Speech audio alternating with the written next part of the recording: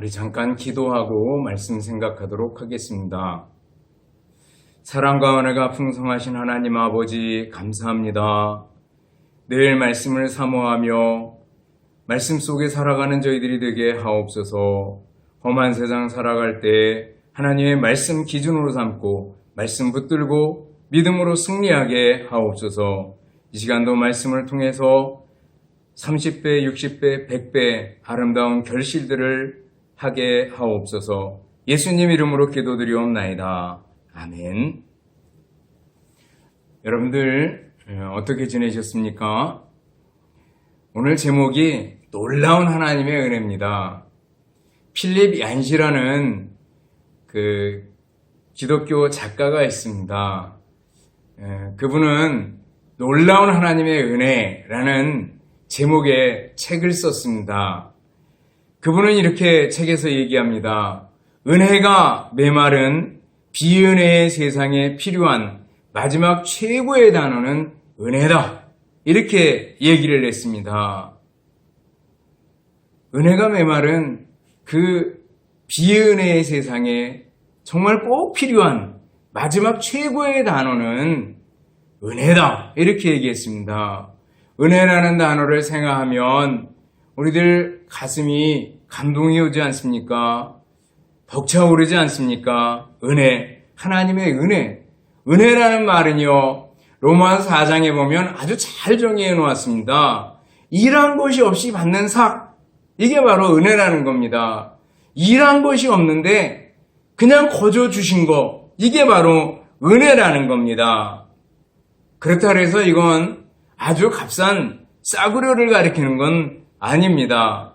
그저 은혜 그러면은 모든 일을 대충대충 하고 넘어가고 두루뭉술이로 넘어가고 잘잘못을 헤아리지도 말고 그냥 넘어가고 대충대충 해라 이렇게 생각하기 쉬운데 성경에서 말하는 은혜 속에는요 예수님이 계십니다. 그래서 오늘 읽은 말씀 로마서 3장 23절 24절 보면 모든 사람이 죄를 범하였음에 하나님의 영광에 이르지 못하더니 이렇게 말씀하고 곧 이어서 얘기합니다. 그리스도 예수 안에 있는 속량으로 말미암아 하나님의 은혜로 값없이 의롭다 하심을 얻은 자 되었느니라 이렇게 말씀하고 있습니다. 그리스도 안에 있는 속량으로 말미암아 하나님의 은혜로 값없이 의롭다 하심을 얻은 자가 됐대요. 값없이 하나님의 은혜로 값없이 의롭다함을 받은 자가 되었대요. 우리는 죄인이에요.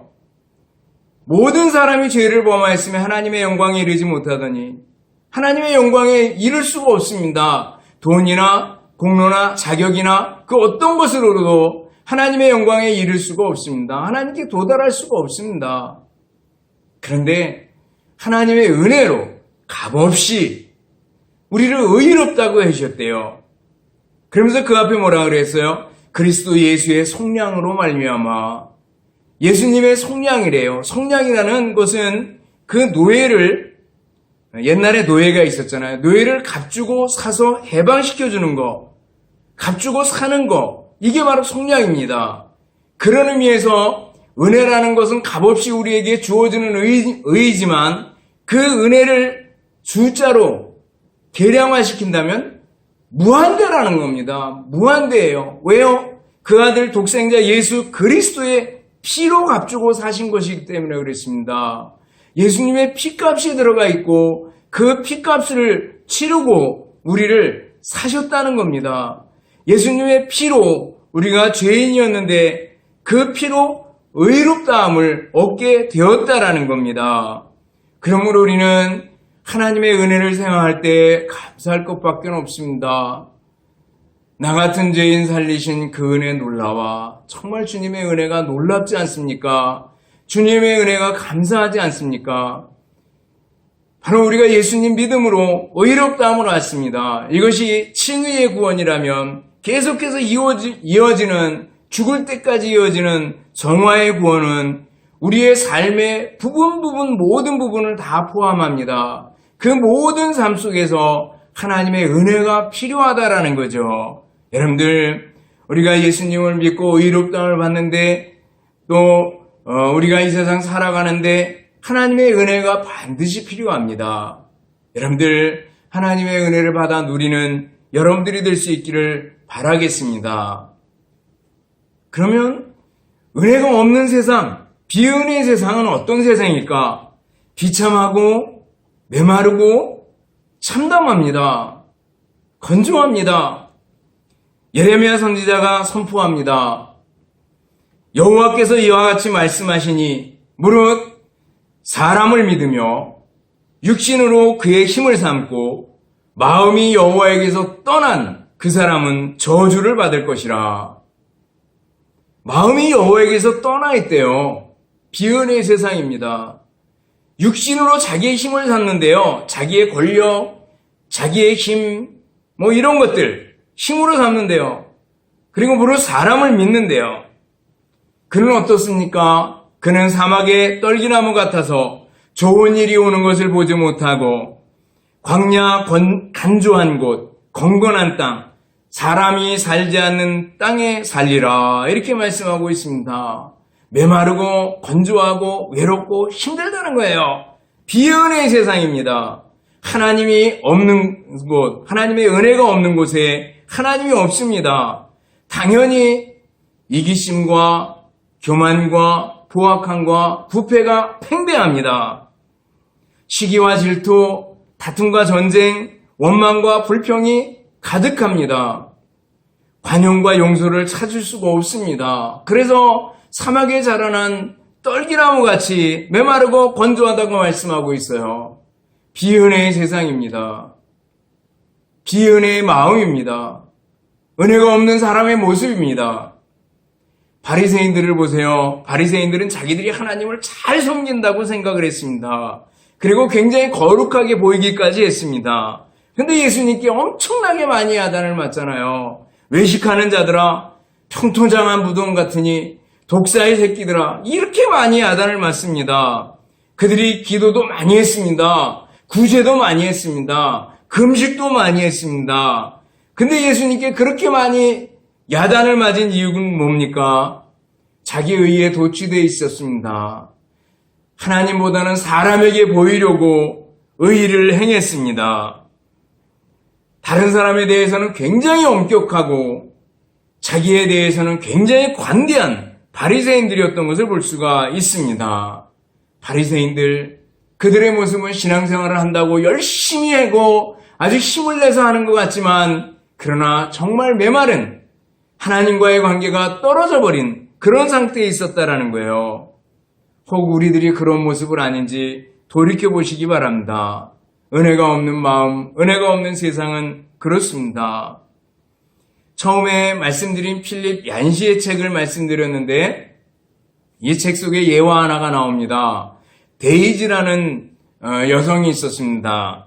이 사람이 1898년 시카고의 한 노동자의 집안에서 태어났습니다. 이 노동자가 10명의 자녀를 뒀습니다. 근데 이 노동자 아버지죠. 아버지는 술 주정뱅이였습니다. 그러다 어느 날 갑자기 엄마한테 당신 집 나가 그래가지고 당시에만 해도 굉장히 가부장적인 세상이었다고 생각이 됩니다. 집 나가 그러는 바람에 엄마가 아이들 몇 명을 데리고 나갑니다. 10명 중에. 그리고 몇 명은 아버지하고 같이 살고 또 몇 명은 다른 지부에 친척집이 뿔뿔이 흩어져서 맡겨지게 됩니다. 근데 이 데이지라는 여성은 아버지와 함께 살게 됐습니다. 그러면서 아버지를 향한 증오와 미움과 이런 것이 늘 끊이지 않았습니다. 아버지 생각만 하면 짜증이 나고 원한에 사무치고 그러면서 자라나게 되었습니다. 그리고 이제 세월이 흘러서 어느 정도 아이들이 장성해서 결혼하고 그리고 가정을 이룰 만큼 됐을 때 이 아버지가 갑자기 가출을 내버렸습니다. 그리고 아이들은 나름대로 이제 결혼들을 하고 또 이렇게 살아가고 있었습니다. 근데 어느 날 갑자기 아버지가 나타났습니다. 그리고 아버지가 나는 술을 끊었다 이렇게 얘기합니다. 처음에 믿지 않았습니다. 돈이나 뜯으러 왔겠지. 또 무슨 꼼수나 부리겠지. 이렇게 생각을 했습니다. 근데 그 아버지가 와서 얘기들을 합니다. 이렇게 형제들 찾아가서 얘기를 합니다.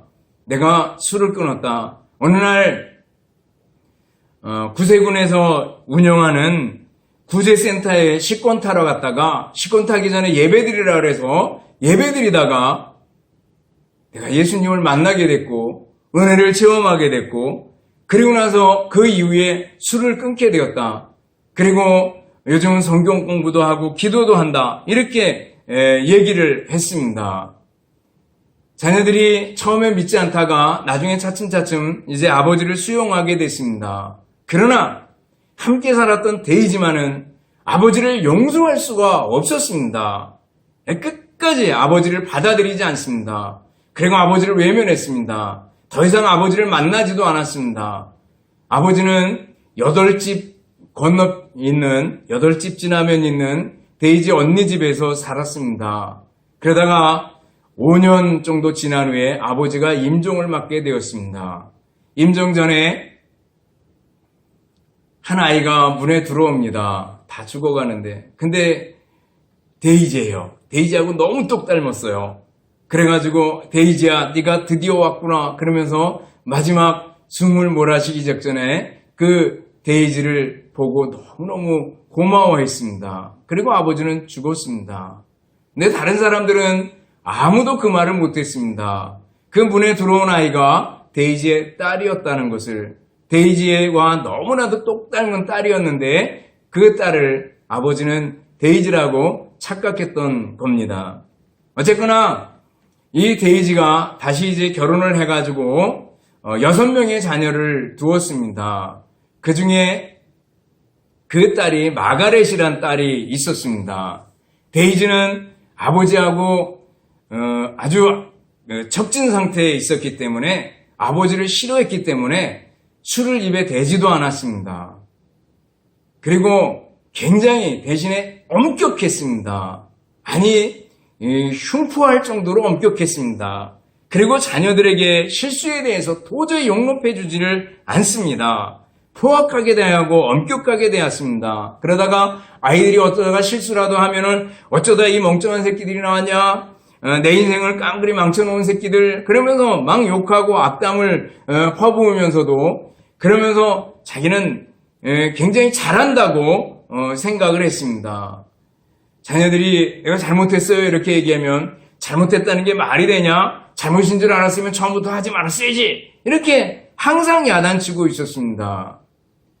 이 데이지에게는 마가렛이란 딸이 있었습니다. 딸 또한 나는 엄마처럼 되지 않으리라 이렇게 생각을 했습니다. 4명의 자녀를 두었습니다. 그 중에 한 아들이 마이클이라는 아들이 있었는데 16살 될 때 참 속을 많이 썩입니다. 가출을 하고 마약의 속으로 들어가 있고 당시에 히피들이 있었는데 그 히피들과 어우러져서 긴 머리에다가 그냥 인생을 그냥 되는 대로 막 살아가는 그런 모습을 보게 됩니다. 처음엔 야단도 치고 그리고 달래보기도 하고 아무리 해도 말을 듣지 않습니다. 그러자 이 마가렛이 자기 아들과 선을 긋습니다. 나는 아들과 상종하지 않겠다. 선을 그어버렸습니다. 그리고 나서 그 마이클이 나중에 마약 속으로서 나와가지고 하와이로 이사를 갑니다. 이사를 가가지고 그곳에서 맨 처음에 이제 결혼을 했다가 또 여자를 내보내게 되고 다시 결혼하고 또 헤어지고 또 여자를 다시 만났다가 헤어지고 이번에는 오래 갈 거예요 그랬다가 또 헤어지고 이런 일을 계속해서 반복하게 되었습니다. 근데 마가렛은 예수님을 나름대로 잘 믿는다고 하는 사람이었습니다. 그리고 성경 공부도 같이 했습니다.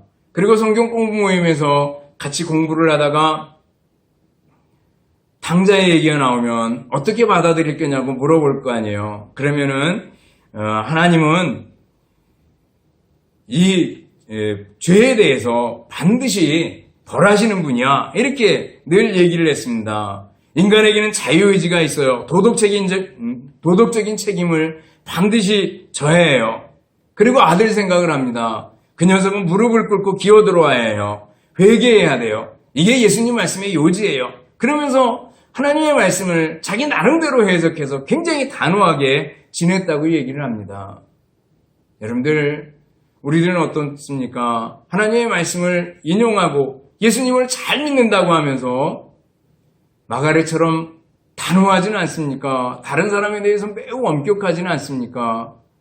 데이지나 마가렛이나 이런 사람들을 보면서 은혜가 없으면 어떻게 흘러가는구나라는 걸 알게 됩니다. 한 가정의 가족사에 일그러진 부분들을 제가 말씀드렸습니다. 그렇지만 여러분들, 우리가 살아가는 동안에 이러한 일들이 우리들 주변에서 비일비재하게 일어나는 걸 볼 수 있습니다. 비은혜의 세상이고 은혜가 없는 세상입니다. 용서와 사랑이 메말라버린 그런 세상이기 때문에 그렇습니다. 반면에 은혜의 세상은 어떤 세상입니까? 다시 예레미야를 보면은요, 물가에 심겨진 나무와 같다고 얘기합니다. 그러나 무릇 여호와를 의지하며 여호와를 의뢰하는 그 사람은 복을 받을 것이라. 그는 물가에 심어진 나무가 그 뿌리를 강변에 뻗치고 더위가 올지라도 두려워하지 아니하며 그 잎이 청청하며 가뭄은 해도 걱정이 없고 결실이 그치지 아니함 같으리라. 이렇게 말씀하고 있습니다. 물가에 심은 나무가 가뭄이 와도 두려워하지 않는데요.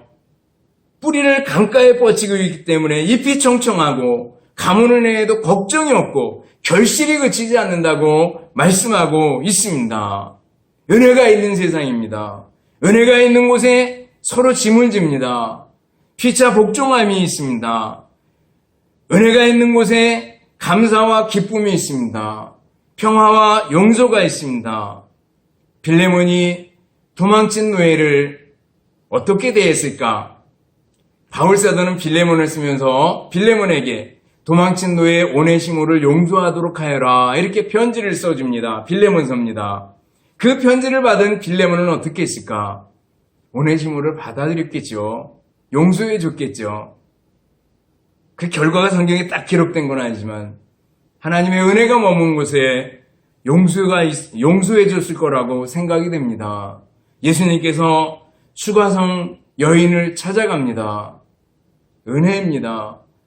유대인들이 그 수가성 사마리아 지방을 지나다니지 않습니다. 외면하고 빙 돌아서 갑니다. 근데 예수님께서 그 수가성에 찾아가서 수가성 여인을 만나주시고, 그리고 그의 잘못이 무엇인지를 알려주시고, 그리고 예수님이 누구신지를 알려주시는 걸 볼 수가 있습니다. 은혜인 거죠. 여러분들, 우리들에게 은혜가 필요합니다. 복음성가 가수 최영덕 집사님을 여러분들이 아시죠? 고향에서 신앙생활을 했다고 얘기합니다. 그러다가 아주 사소한 일로 동료 집사님과 이렇게 다툼이 있었습니다. 근데 처음에는 좀 서먹서먹했습니다. 그러다가 어느 결엔가 서로 그냥 목례만 하고 말을 안 했습니다. 그러다가 조금 있다가 서로 점점 멀어졌습니다. 그러다가 사람이 이렇게 자존심 같은 게 생기잖아요. 그래가지고 내가 먼저 교회 나왔고 내가 지를 전도했는데, 그리고 내가 더 많이 신앙생활도 하고 또 배운 것도 내가 더 많은데 감히 내게 대들어? 이런 생각이 속에서 조금 생겨났습니다. 그럴수록 좀 서먹하고 외면하고 그 상태로 한 달이 지나고 두 달이 지나고 좀 지나갔습니다. 그러는 동안에 갑갑했습니다. 여러분들 그런 관계가 형성이 되면 굉장히 갑갑하잖아요. 내가 먼저 가서 손을 내밀어야지. 내가 먼저 다가가야지. 그리고 막상 가까이 가면 별로 할 말이 없어지고 마음이 굳어지고 그렇게 됐습니다. 그러다가 어느 날 그 친구가 이 최영덕 지사님을 찾아옵니다. 그래가지고 먼저 손을 내밉니다. 그리고 지사님, 내가 잘못했어요. 용서해 주세요. 이렇게 얘기하는데 그 자리에서 그냥 끌어안고 울어버렸다고 얘기를 합니다. 아니야, 내가 잘못했어. 그러면서 서로 용서를 빌고 화해를 하고, 그리고 밝은 얼굴로 헤어졌습니다. 그리고 나서 한 달 후에 갑작스러운 교통사고로 그 친구가 죽어버렸다는 거예요. 최영덕 집사님한테는 굉장히 충격이었습니다. 그런데 그 아내가 어느 날 유품을 정리하다가 일기장을 하나 가지고 와서 여기 집사님 얘기가 있어요. 그리고 보여주더라는 거예요. 거기 보니까 이렇게 써 있었습니다. 내가 최고로 존경하는 사람은 최영덕 집사입니다. 왜냐하면 그는 나를 교회로 전도하여 예수님을 만나도록 해주셨고 또 나에게 용서와 사랑을 가르쳐서 믿음을 강하게 해준 분이기 때문이다 라고 일기에다 간단하게 써놨더라는 겁니다. 그걸 보고 너무너무 마음이 정말 속상하고 또 한편에 울음을 터뜨릴 정도로 굉장히 마음에 찔렸다고, 몽둥이 이렇게 머리통을 하나 뒤통수를 맞은 것처럼 큰 충격으로 다가왔다고 얘기를 합니다. 그리고 나서 그 친구를 생각하면서 노래를 하나 만들었습니다. 복음송 노래 내가 먼저라는 노래를 만들었다고 얘기합니다. 작사를 하고 그리고 곡을 붙여서 내가 먼저 손 내밀지 못하고를 만들었다고 얘기를 합니다. 여러분 그 노래 아시죠? 내가 먼저 손 내밀지 못하고 내가 먼저 용서하지 못하고 하는 노래요. 내가 먼저 손 내밀지 못하고 내가 먼저 용서하지 못하고 내가 먼저 웃음 주지 못하고 이렇게 머뭇거리고 있네. 그가 먼저 손 내밀기 원했고 그가 먼저 용서하길 원했고 그가 먼저 웃음 주길 원했네. 나는 어찌된 사람인가? 오 간교한 나의 입술이여 오 교만한 나의 마음이여 왜 나의 입은 사랑을 말하면서 왜 나의 말은 화해를 말하면서 왜 내가 먼저 져줄 수 없는가? 왜 내가 먼저 손해볼 수 없는가? 내가 먼저 섬겨주지 못하고 내가 먼저 이해하지 못하고 내가 먼저 높여주지 못하고 이렇게 고집 부리고 있네. 그가 먼저 섬겨주길 원했고 그가 먼저 이해하길 원했고 그가 먼저 높여주길 원했네. 나는 어찌된 사람인가? 오 추악한 나의 욕심이여 오 서글픈 나의 자존심이여 왜 나의 입은 사랑을 말하면서 왜 나의 마음은 화해를 말하면서 왜 내가 먼저 져줄 수 없는가? 왜 내가 먼저 손해볼 수 없는가? 라는 노래를 만들었습니다. 여러분들 은혜의 세상은요 사랑이 넘치고 기쁨이 있고 감사가 있고 용서가 있는 그러한 세상이고 그러한 마음이고 그러한 가정이고 그러한 나라인 줄을 믿습니다. 그러면 어떻게 은혜의 세상을 만나고 이룰 수 있을까요? 우리는 종종 은혜의 세상은 없다, 불가능하다, 과연 은혜의 세상은 이룰 수 있을 것인가? 그럴 수 없다. 이렇게 포기해버리기 쉽습니다. 그러나 여러분들 예수님입니다. 예수님이 희망입니다. 예수님께 기대를 가져야 됩니다. 예수님이 함께하면 가능하다라는 거예요. 여러분들 산상설교를 하시잖아요. 산상설교에 보면 원수를 사랑하라. 또 너를 저주하는 자를 위해서 축복하고 기도해라.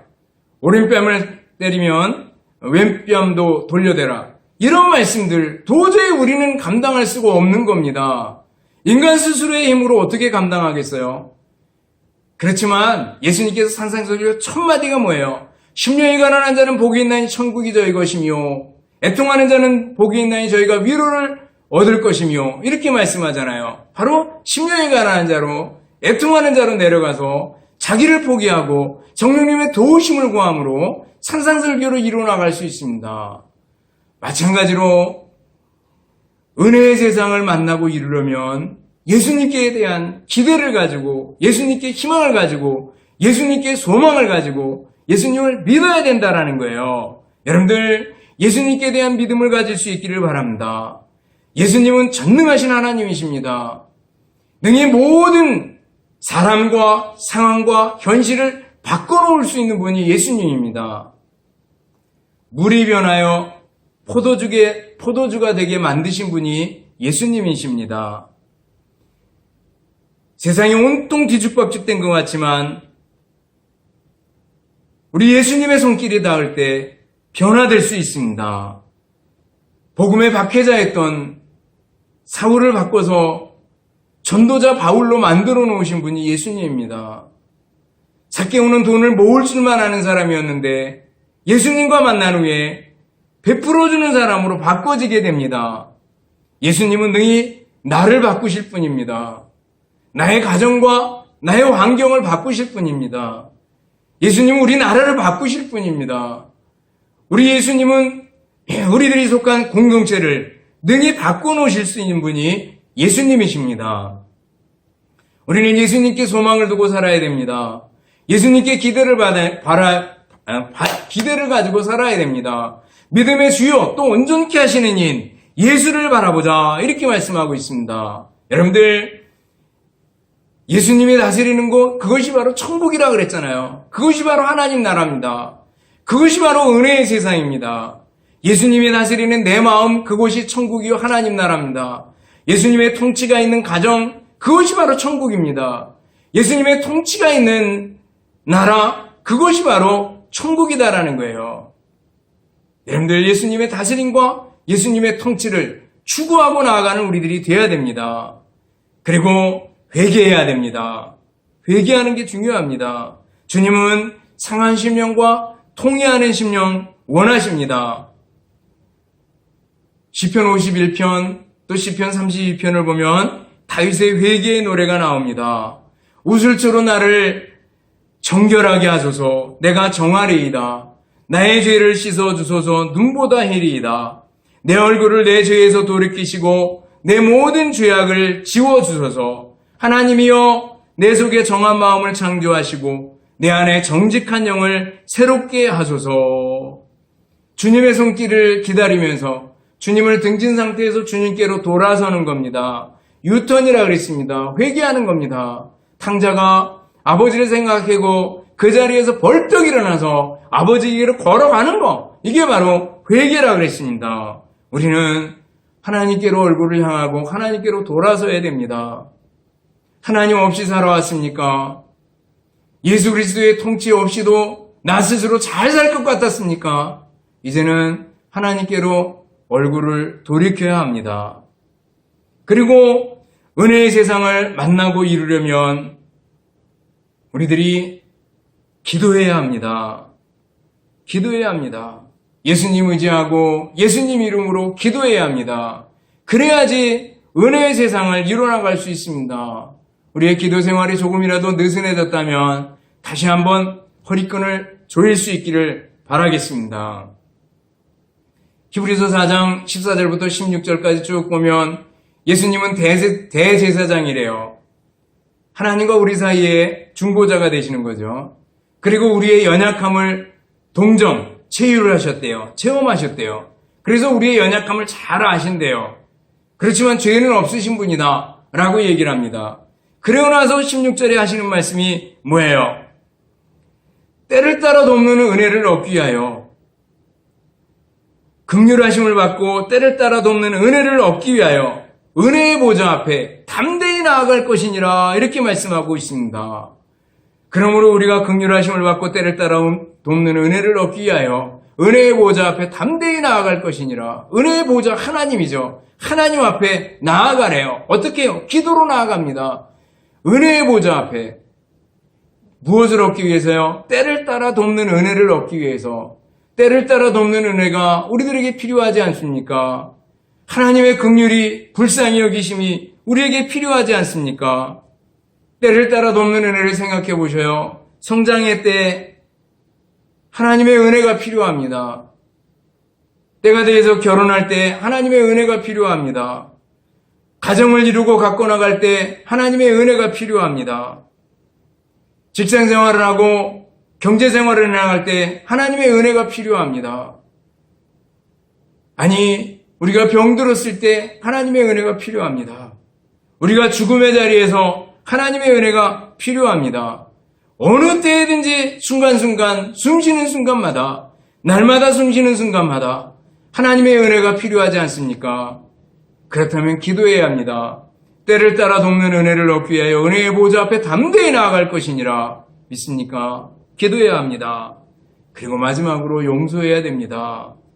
은혜의 세상을 만나고 이르려면 용서하고 화해할 줄 알아야 됩니다. 용서하고 사랑해야 됩니다. 우리는 예수님께로부터 1만 달란트의 용서를 받은 사람입니다. 100데나리온 빚진 사람, 조그만 거 빚진 사람 용서해줘야 된다는 게 성경의 원리입니다. 은혜가 있는 세상을 만들기를 원합니까? 용서하는 사람들 될 수 있기를 바랍니다. 이제 말씀을 정리해 봅시다. 여러분들, 놀라운 하나님의 은혜가 우리들에게 필요합니다. 이 비은혜의 시대에, 비은혜의 세상에 살아가면서 필요한 것은 하나님의 놀라운 은혜인 줄을 믿습니다. 예수님 믿고 회개하고 기도하고 용서해야 합니다. 로마 시대 네로 황제 때 기독교인들이 많은 박해를 받았습니다. 왜냐하면 로마의 화재에 대화재가 있었습니다. 근데 그 화재의 책임이 모두 다 기독교인들 때문이다. 이렇게 돌아갔습니다. 그래서 기독교인들이 많이 순교하게 된 걸 볼 수가 있습니다. 그렇다고 해서 기독교인들이 다 사라졌습니까? 아니요. 하나님의 뜻은 면면이 속았던 것을 알 수가 있습니다. 여러분들, 이 세상, 하나님 없는 세상, 마구잡이로 기독교인들을 욕하는 세상이 되었을지라도 여러분들 더 힘낼 수 있기를 바랍니다. 예수님이 우리의 왕이 되셔서 다스려 주시기를 구하고 기도할 때 주님께서는 우리를 사람 낚는 업으로 만들어 주셔서 하나님의 놀라우신 은혜로 세상을 바꿔놓을 줄로 믿습니다. 예수님이 다스리는 통치의 나라, 아름다운 나라를 기대하면서 믿음으로 승리하는 여러분들이 되시기를 주님의 이름으로 축원합니다. 기도하겠습니다. 하나님 아버지 은혜와 사랑을 감사를 드립니다. 참으로 놀라운 하나님의 은혜를 맛보며 살아갈 수 있도록 은혜 베풀어 주시고 이 하나님의 은혜가 저희들 마음속에서부터 저희들이 속한 모든 공동체 속에 넘쳐날 수 있도록 은혜를 베풀어 주옵소서. 주님께 맡기오며 예수님 이름으로 기도드리옵나이다. 아멘. 축도하겠습니다. 이제는 우리 주님 예수 그리스도의 은혜와 하나님 아버지의 극진하신 사랑하심과 성령님의 교통하시며 인도하심이 놀라운 하나님의 은혜를 체험하며 그 은혜를 세상에 전파하기를 원하는 우리 모든 성도들 또 가정들 머리머리 위에 이제로부터 영원토록 함께 있을지어다. 아멘.